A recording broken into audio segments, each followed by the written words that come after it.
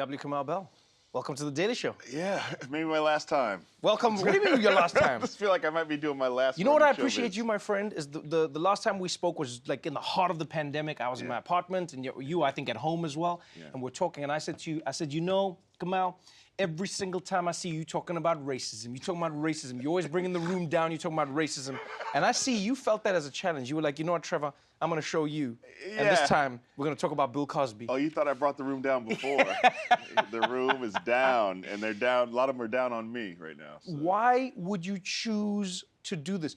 I remember you calling me and you said, hey, I'm doing this documentary about Bill Cosby. Would you like to be in it? And I was like, no. Yeah. There is no reason I would want to be part of this documentary. But no, in all honesty, it's because, and I know this is strange to say, Bill Cosby just was not a cultural influence in my life. No, we talked about that. Yeah. We talked about that. And it was so weird to me because I'm glad I've watched this documentary you made because now I truly understand how big Bill Cosby actually was. So tell me why. Why do you think we need to talk about Cosby? I appreciate you talking about that phone call because I got a lot of no's from a lot of people, and I've been very clear about, other than obviously Hannibal Buress, I haven't said who said no, so thank you for outing yourself here. Oh, yeah. Yeah. Wait, so a lot of people said no? Of course. Well, I only said no because I didn't feel like I could add to the conversation. I mean, a lot of people, yes, I understand that, but I'm saying like a lot of, if you stack the yeses next to the no's. Wow. Yeah, and a lot of people had a lot of, I had some really great conversations like the one I had with you with people for a long time that ended in no. Yeah, yeah. So when you were getting all the no's, did you think, ooh, should I not be making this thing? Yeah. Yeah.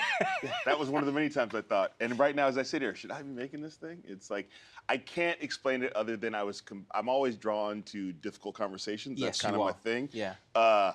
And because Bill Cosby was such a huge cultural, racial figure in my life and so charted a path that I was like, that's the path I should be on, do good work, be a comedian, but also do good in the world.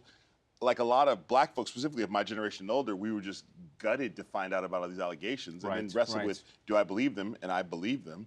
And so it's like, that conversation's going in my head all the time. Every time he makes an appearance or sends out a tweet, and like I'm always thinking about it and talking to other people about it, and I found myself in a position where I was talking to the producers of this doc about it, and they were like, they had never thought about it this way, and so this is where we ended up. But yeah, I can only say I was compelled to do it by something that was not rational.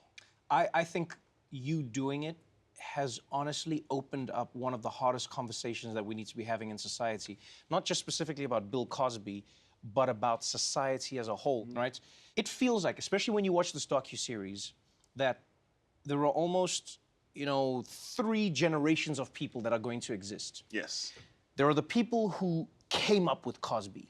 You are sort of in the heart of that. Yeah. Like Cosby, as a child, Cosby was one of the influences racing. Was part of shaping you, really.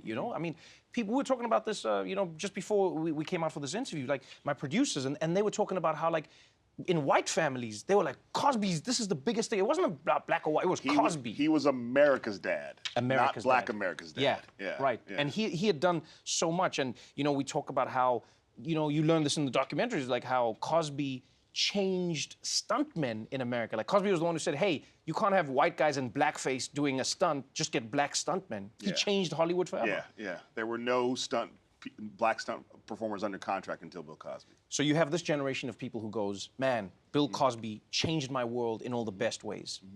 Then you have the now generation who goes like, well, I just know Bill Cosby as the rapist guy, right?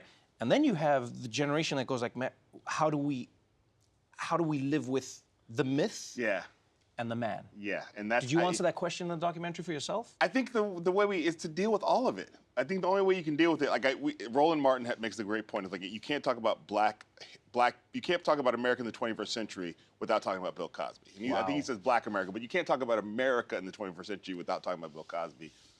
But you can't also ignore all the things that have come out in the 21st century. Right. And so for me, this whole doc is about creating a space to talk about all of it. We need to talk about Cosby, not here's my thoughts on Cosby. And as you can see from that clip, there's nuance, there's anger, there's sorrow, there's a lot of it is based in conflict or roiling frustration. And you have to talk about all of it because otherwise we lose essential parts of American history. For a lot of people, I'm hearing they've been waiting for this conversation to happen in some format. And the other problem in America, we have it's not time now, it's not time now. Yes, anytime there's any major conversation, it just felt like when I started, he was in prison, I felt like it's time. and then he got out. He got out on the last day of filming. Yeah. I had two questions. One, how did you feel about that? And two, did you ever reach out to him to be a part of the documentary? So he got out on the last day of filming. It was one of the most surreal days of my life up until tomorrow when he releases a statement about the doc. The surreality will continue. You know, I thought maybe the project goes away, and also, yay, maybe the project goes away, you know, because it's just so hard to make. I didn't reach out to him because I was always clear that, one, it's a conversation about him. It's not a true crime documentary. It's not about finding out what this person thinks. It's a conversation about the legacy and the work and also the allegations that I believe, as I said.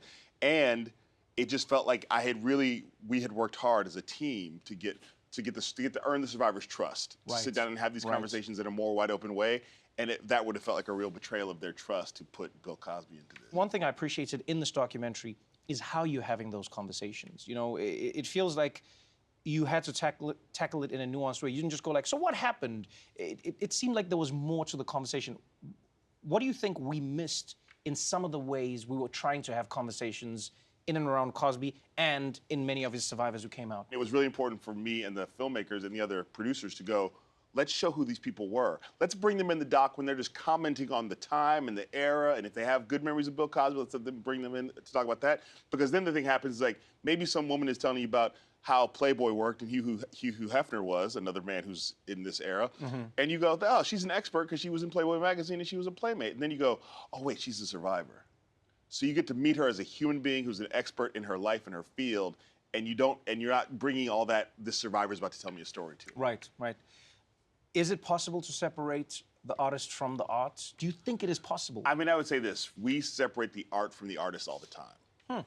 There are so many ways. It could be musicians, could be actors, where they don't have to be criminals, but you go, like right now, you're talking about Eric Clapton, you know what I mean? There are a lot of people who don't agree with any of his vaccine stances, but maybe felt touched by the song Tears in Heaven, you know what I mean? Like, so we do that all the time. We just don't think about it until it becomes somebody who's so seminal as Bill Cosby, where if I go, I can't watch this stuff anymore, and you go, I can, then it becomes a fight of you mad at me because you think I don't understand and because you don't think I'm taking him seriously. And so for me, I'm like, in this doc, we can take the art seriously, but we have to talk about the other stuffs. Well, I'll tell you this, man. This documentary, I can't imagine how hard and scary it was to make. It's still scary right now, Trevor. Yeah, no, I appreciate that. But honestly, I appreciate it just on a personal level because I think it gives people an opportunity to consume an extremely complicated story and a complicated legacy in one of the most nuanced ways possible. So thank you for that. Thank you for putting yourself on the line. And just be clear. And I want you to know, if your career ends, I will like claim that I never knew you, but I appreciate what you did. I will respect that. I will respect that. This tape will be deleted. I understand. No, man, for real, man. Congratulations and thank you very much. Thank you very much, Trevor. We Need to Talk About Cosby premieres January 30th, only on Showtime.